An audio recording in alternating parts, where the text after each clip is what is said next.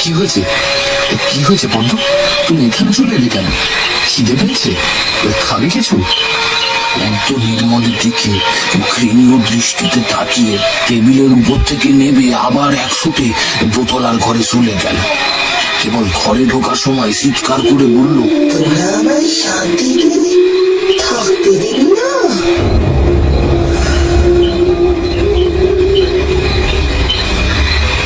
কুণ্ডুমশাই থামল। গঙ্গাতান্ত্রিক একটা লম্বা নিঃশ্বাস ছেড়ে বললেন, আমায় একবার পদ্মর ঘরে তো যেতেই হবে। মনে হচ্ছে অনেক দেরি হয়ে গেছে। দুদিন বাদে কৃষ্ণপক্ষ নামবে। বোধ পেটের জন্য প্রশস্ত তিথি।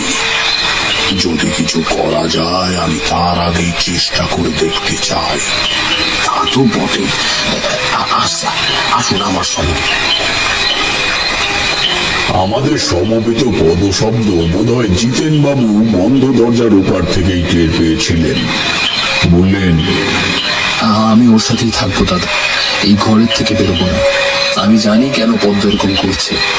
ও বড্ড একা হয়ে পড়েছে দাদা। আমাদের একটু একা থাকতে দাও। আমি কি তোর খারাপ চাই ভাই? তুই একটিবার ভেবে দেখ, সেই পদ্ম কি এখন আগের পদ্ম আসে? সারা বাড়ি ময় তার হাসি লেগে থাকতো। ওর জন্য মনে হতো এই বাড়িতে একটা লক্ষ্মী স্ত্রী লেগে রয়েছে। আর এখন তুই নিজেকে এভাবে সান্ত্বনা দিলে ক্ষতি বাড়বে বই কমবে না ভাই। কথা সমঝিতে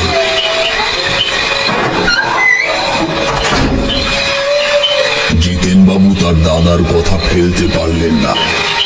তবে দরজা খুলে যখন উনি আমাদের প্রবেশের পথ প্রশস্ত করলেন, তখনই সামনের দৃশ্য দেখে আমার খুদে হৃৎপিণ্ড বন্ধ হয়ে যাওয়ার জোগাড়।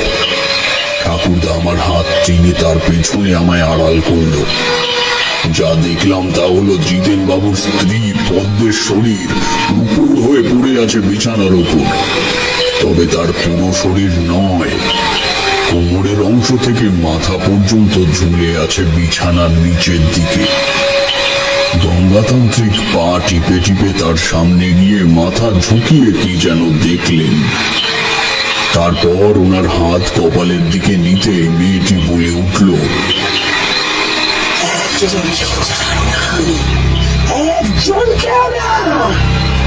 তোরা যাই করিস না কেন, আমার হাত থেকে ছাড় পাবি না।